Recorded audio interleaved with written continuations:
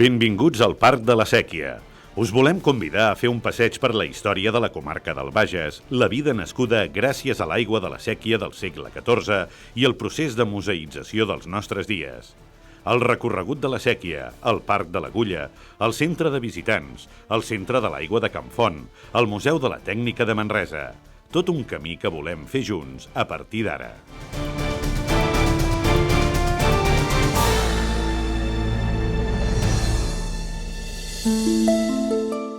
El Parc de la Sèquia, impulsat per la Fundació Aigües de Manresa, Junta de la Sèquia, és un espai cultural, lúdic i educatiu que us vol descobrir la màgia d'un canal medieval, un ric patrimoni del qual els equipaments del parc us facilitaran la visita i la interpretació dels llocs més interessants. Una oferta variada amb un fil conductor, l'aigua.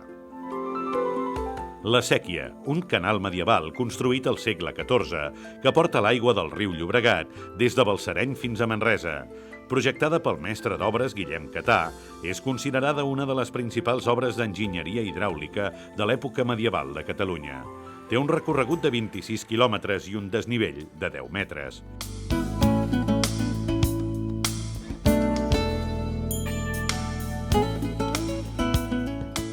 Al llarg del seu recorregut trobem 31 aqüeductes que són considerats veritables monuments i 71 ponterrons. Però el més rellevant de la sèquia és que, després de més de 600 anys des de la seva construcció, continua en ple funcionament, subministrant aigua al regadiu de Manresa i abastant diverses poblacions del Bages.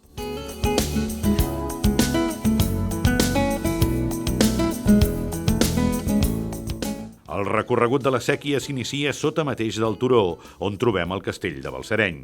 La resclosa dels manresans desvia part de l'aigua del riu Llobregat cap a la sèquia, de forma semielíptica i originàriament feta amb troncs de fusta, però coberta modernament amb formigó. En aquest primer tram, el canal és subterrani. Lligada a la resclosa hi ha una història, la dels capons i el baró de Balsareny, que cada últim dissabte abans de Nadal es repeteix al castell.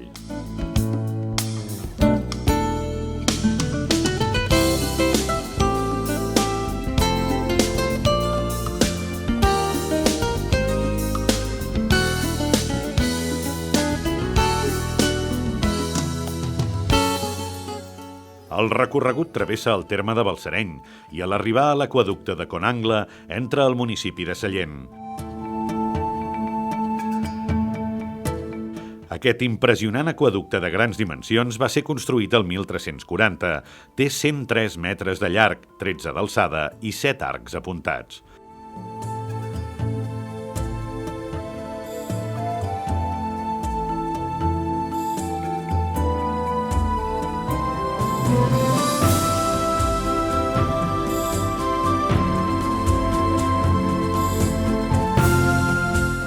La sèquia passa per Sallent, vila situada a la riba del riu Llobregat.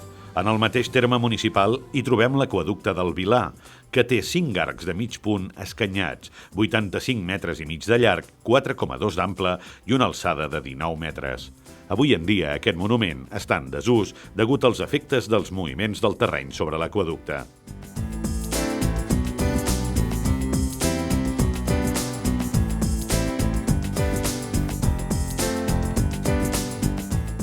Passat el poblat ibèric del Cogulló, ens trobem la zona humida de la Corbatera, un espai natural situat en un meandre del riu Llobregat, on podem observar les espècies típiques d'aquests ambients.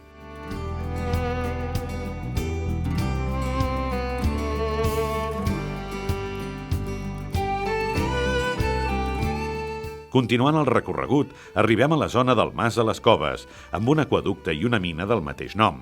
Aquest impressionant túnel té 321 metres de llargada i és una obra sorprenent si es tenen en compte les dificultats tècniques del segle XIV, quan es va construir. Més endavant trobem un roure centenari, el Roure Gran, i l'amfiteatre de la Sala, situat en una roureda amb presència de pi i alzina.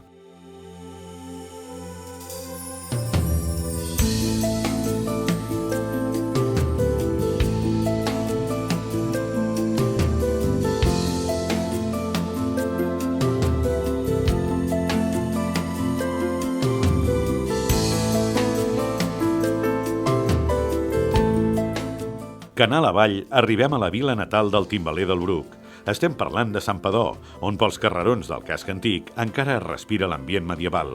En aquest terme municipal hi trobem els aiguamolls de la bòbila, estanys originats artificialment a partir de l'extracció d'argiles d'una antiga bòbila. Espècies típiques d'un ecosistema humit i fan vida, i en èpoques concretes, aus migratòries com ara els flamencs. Un element important de la séquia és la casa del sequiaire, on vivia l'encarregat de manteniment de la séquia.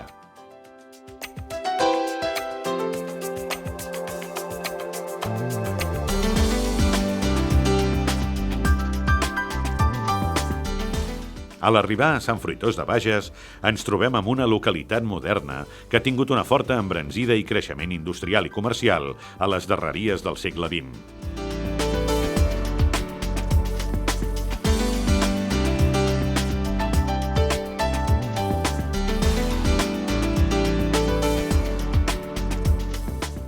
Seguim fins l'ermita i el mas de Sant Iscle, que conserva una part medieval i actualment acull un celler de vins i caves amb denominació d'origen del Pla de Bages.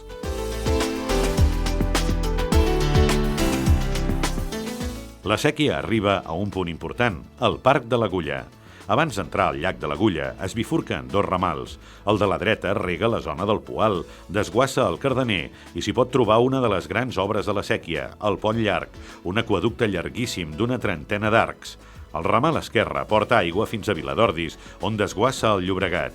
Fou precisament per regar aquestes extensions d'horta que es va construir la séquia. És l'anomenada horta manresana que antigament omplia de productes els mercats de la ciutat.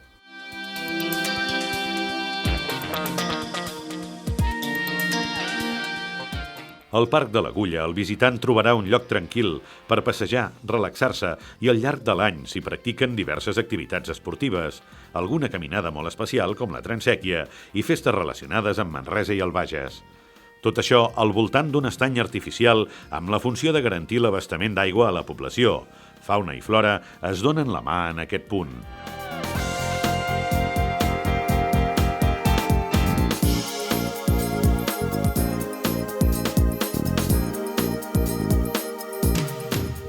El llac està envoltat de 628 arbres de 20 espècies diferents. La presa del llac es va construir el 1966 i va entrar en servei el 1974. Té una superfície de 64.000 metres quadrats i una capacitat de 200.000 metres cúbics que garanteix una reserva per a les poblacions que abasteix d'una setmana.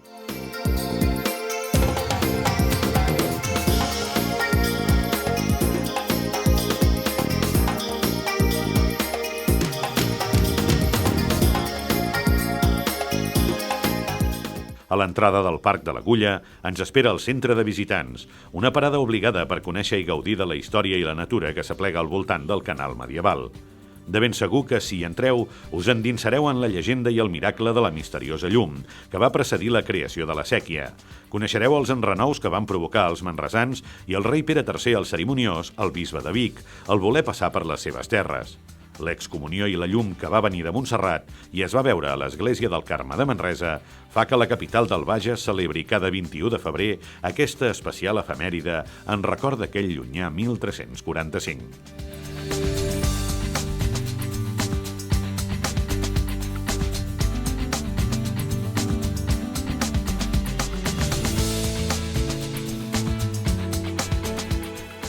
Deixem el Parc de l'Agulla i ens traslladem dins la ciutat de Manresa, la capital del Bages, que conserva un important llegat medieval, barroc i modernista, amb la Basílica de la Seu, l'Ajuntament i el Casino, entre molts d'altres.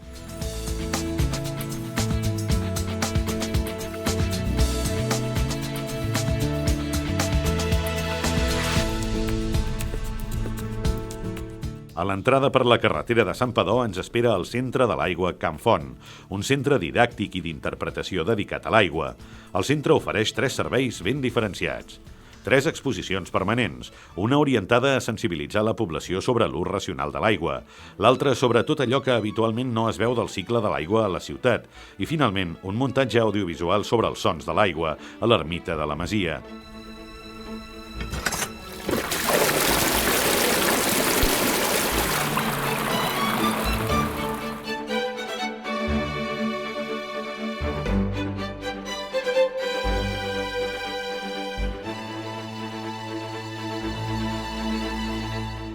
un espai educatiu amb aules, laboratoris, maquetes i recursos didàctics per a realitzar activitats educatives amb centres docents i formació especialitzada.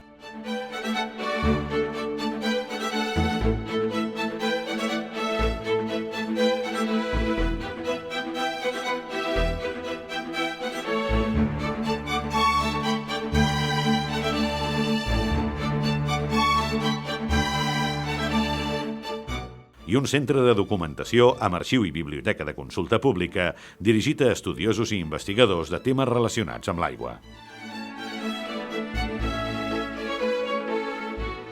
A l'entorn de la masia de Can Font hi trobem el parc del mateix nom, on s'han pogut conservar un antic alzinar com a zona verda dins l'entorn urbà.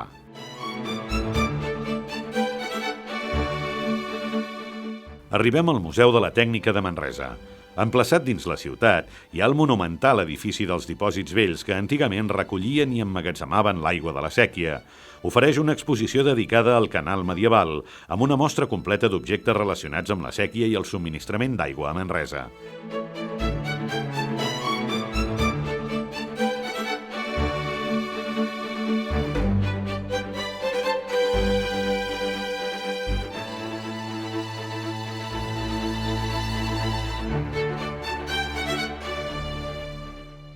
El museu conté una altra exposició, la cinteria, una mostra que acull una exposició monogràfica permanent dedicada a la cinteria, el nom amb què es coneixen els anomenats teixits estrets, una especialitat poc coneguda però amb una gran importància i un fort arrelament al país, sobretot al Bages i a Manresa, on encara avui es produeix una quarta part de les cintes que es fabriquen a l'estat espanyol.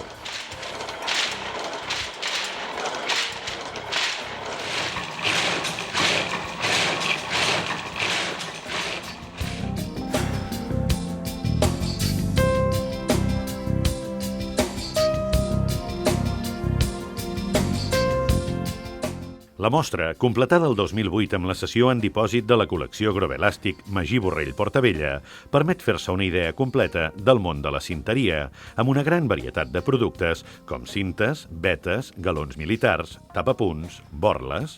L'espai del museu també acull actes i activitats per a tothom, des de visites teatralitzades, tallers infantils, activitats educatives, fins a actes per a empreses, entitats i col·lectius de la comarca.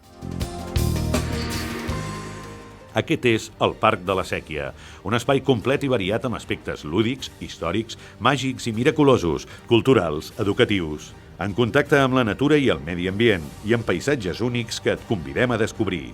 Vine a conèixer el llegat dels nostres avantpassats amb un denominador comú, l'aigua. El Parc de la Sèquia, la màgia d'un canal medieval.